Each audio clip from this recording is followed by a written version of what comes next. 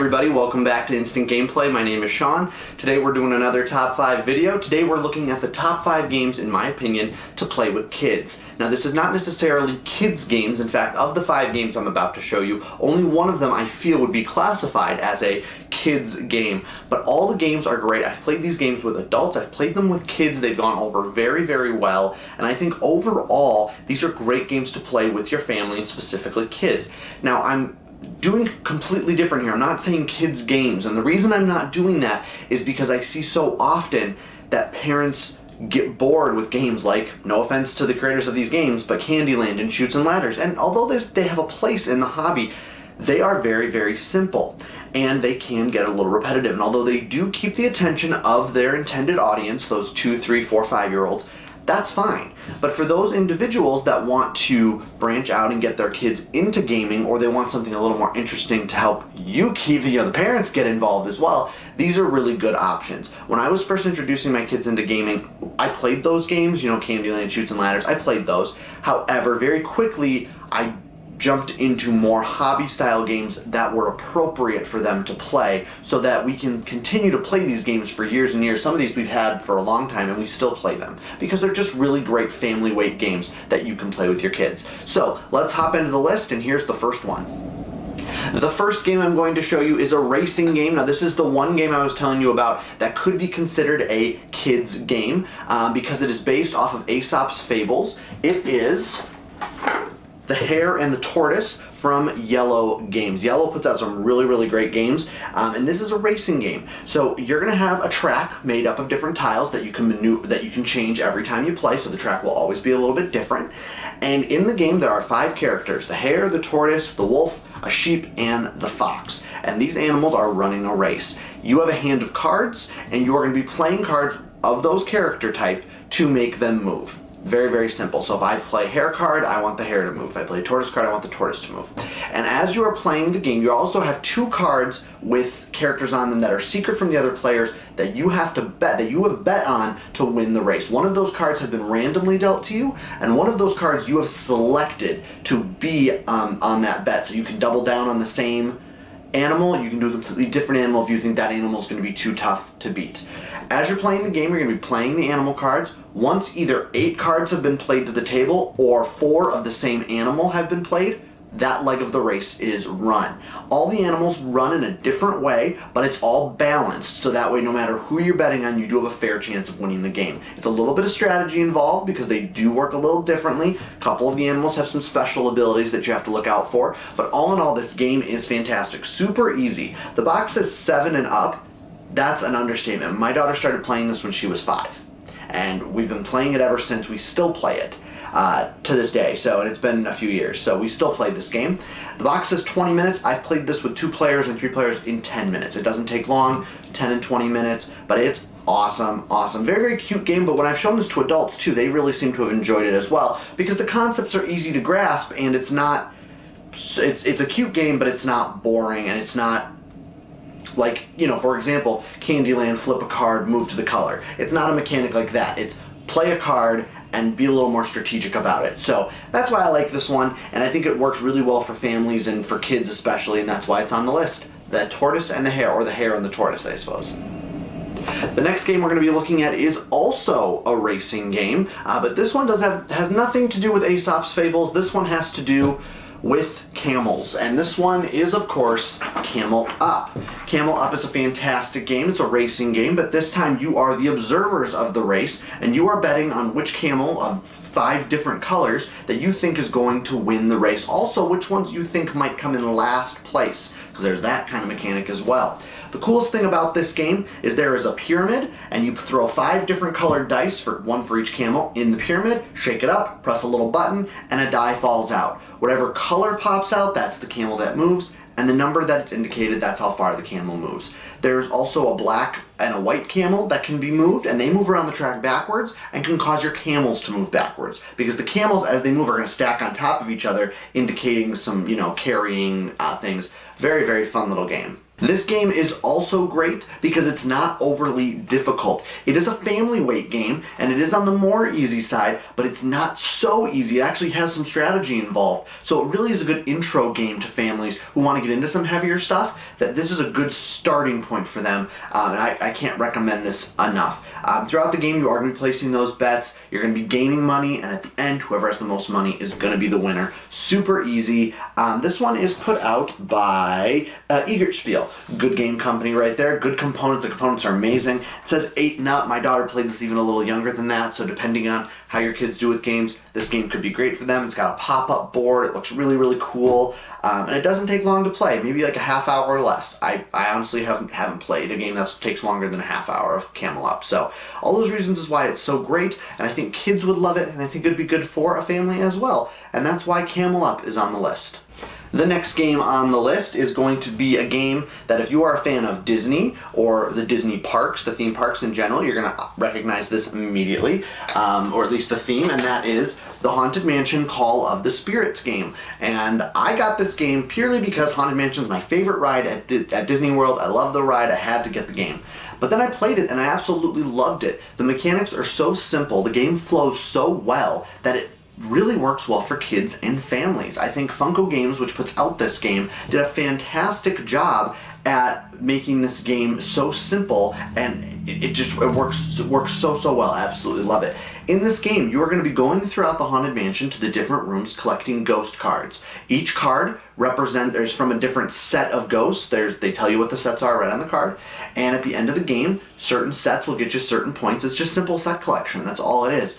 Also in the mansion are the hitchhiking ghosts. These guys right on the front of the box, and if they run into you, you could potentially lose points at the end of the game because you're going to get some other cards that could potentially make you lose those points. But all in all, the game is fantastic. Every round, you are going to flip a card that's an event card, and it's going to do something to the mansion. So it could be how you move, it also makes the hitchhikers move, but it could be how you are able to move, how you interact with other players, how you can interact with the cards on the table, certain cards you can and can't pick up. So it varies a little bit. It's not just room, card, move. There is some strategy to it based on those random events that come up. It's really, really awesome. The flow of the game is really fast. It doesn't seem boring at all with how quickly you move through. Very difficult to get analysis paralysis in this game. If you know what that is, it's when you're sitting there thinking about what to do. Should I do this? I can't make up my mind of what to do. Pretty simple because there's not a lot of choices, and just the flow of the game is so great. And when I played this with my daughter, she loved it, and we've played it a few times since, and it's moved into one of our favorite family games just because of how easy the game is. The box says 30 minutes, and it says 8 and up, but I think even a 6 or 7 year old with good understanding of gameplay and things could understand this game. Not hard at all. 30 minutes. It doesn't take long. Very, very easy, quick game. And it's more of a spooky theme. So if you want something a little different in theme-wise, other than happy stuff, and you want something a little scary, a little spooky. It's not overly scary. It's actually the artwork's really, really funny. But if you want something like that, this will be also a good game for your family. All those reasons is why it's on the list. I love it. And that is Disney's The Haunted Mansion Call of the Spirits. The next game I'm going to show you is a little bit heavier of a game, not too bad. It's a cooperative game based on one of my favorite Disney movies of all time, and this is Toy Story, Obstacles and Adventures. This is a cooperative deck building game. Now, if you've played the Harry Potter Hogwarts battle game, it's the same system. There's a few differences, and a couple of the stories run a little differently, but for the most part, very, very similar mechanics. The game system is almost the same. But this game is awesome. You're going to be taking on the role of one of the toys from the movie. You got Woody, Buzz, Bo Peep, Jesse's in there, and Rex. And you're going to take on the role of one of them. You're going to get your own little deck of cards that pertain to that character, and you're going to be working together to go through 6 different stories. Now, each story is one of the movies in the franchise, and spoiler alert, but this really isn't spoiling it because it's 6. So it's the first 4 movies. They also throw in the 2 hour-long specials that they did, Toy Story of Terror and Toy Story That Time Forgot. So if you like those, this is in there too. And as you go, you're going to be collecting cards, spending money to collect cards, to defeat the they call them hazards in this game. Think of them as just like the bad guys, but they're events that come up in the game that you have to beat, and those events cause other things in the game to happen as you play. I'm not doing a great job of explaining the game because I don't want to spoil too much, because there's some spoiler stuff in here. I think me telling you the first 5, all 6 properties in here, I think that's spoiler enough. But in the game there are 6 boxes labeled 1 through 6, and you start with box 1 and you work your way through the game. It's an awesome game for families. What is the age on this one? It says 8 and up, and I think that's completely accurate. My daughter, we haven't started a playthrough of this yet. We are going to, because I really think she'll enjoy this game. And it's for 2 to 5 players. So as you play, you're going to be able to get bigger. Now, I will tell you this. You can't do 5 players until you get into game number 2. But you can, if you know how to play cooperative deck builders and you played Harry Potter, you can skip game 1. I mean, it's the same system, so you could easily skip it. But this game is awesome. It's a property a lot of kids know. I love the Toy Story movies. I think they're great. But in all, as you're going throughout the game, things are going to happen. You're going to be buying cards, other toys, other things from the movie, and other abilities, and playing them to defeat the events that are coming up. It's a really, really great game. Really great for families. If you just want something to work together, that way there's no. If you have kids, and I've seen this, who, I don't want to say sore losers, but they just have to work on their sportsmanship a little bit, and that's normal in kids. I mean, every kid goes through the, I want to win. And of course, even as an adult, I want to win, but, we go through that. This is a cooperative game, so either you all win or you all lose. So it actually helps with that, because then if you lose, you can say, well, we all tried our best and we all lost, or, we all won together. So it wasn't just you. We all worked together and we all did this together as a family. So I think this is great. It's characters they know, it's characters they love. I love the game, and that's why it's on the list. Toy Story, Obstacles and Adventures. The last game I'm going to show you is the heaviest game I'm going to show you. It's not saying it's a heavy game, but it's the heaviest out here.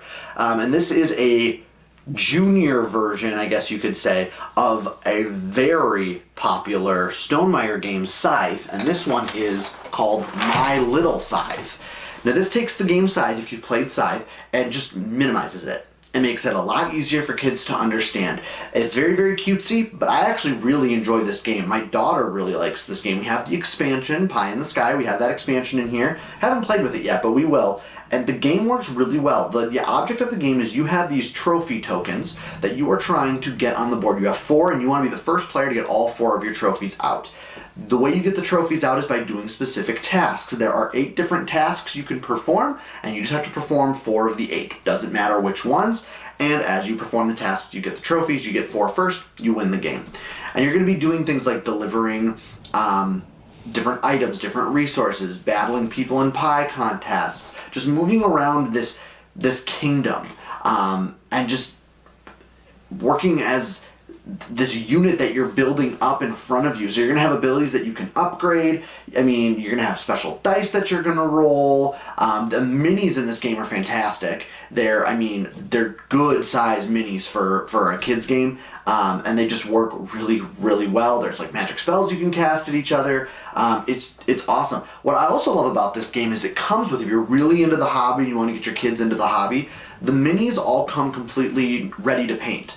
They're all that grayscale, primed and ready to paint. But this comes with a painting guide. So if you want to teach your kids how to paint minis in board games, you can do that with this game. It comes with that guide. That's an amazing touch that they added, and I absolutely love that. I don't paint my minis. I'm not good at it. But if you want to, you can. It's absolutely awesome. And then as throughout the game, you can get different power-ups that help you do other things to get your abilities up. If you want to get your friendship up, you have a good amount of friendship. You have to have a good amount of, you have pies. You're collecting pies to do the pie battles. And then there's other events you're going to run into that allow you to manipulate those things that will, maybe your friendship will go down, but your pies go up, or vice versa, or you can place a trophy down, but then you got to sacrifice this other thing. So it's really cool. It sounds more complicated than it is. It's really not. Most complicated game I've showed you today for sure, but that doesn't mean it is complicated.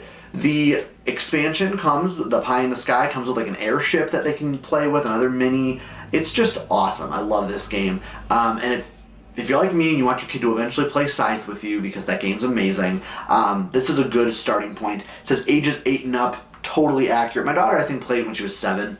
But one thing to remember is I play a lot of games with her, so I jump-started that very early on, so she was ready for some of these bigger games earlier. So, you know, 7 or 8 is absolutely fine for this particular game. This game can take 45 minutes to an hour. It's a little bit on the longer side, but I still love it. And it's 1 to 6 players, so if you have a larger family, you can all play this together, and the expansion adds even more players. So I wouldn't go above 6, that would seem a bit much, but it's still great, and you have a lot of choices in this game. The trays, the components, everything that it comes with, I love it. I love it. The organizational system that comes with the game to keep all your pieces, you know, organized is fantastic as well.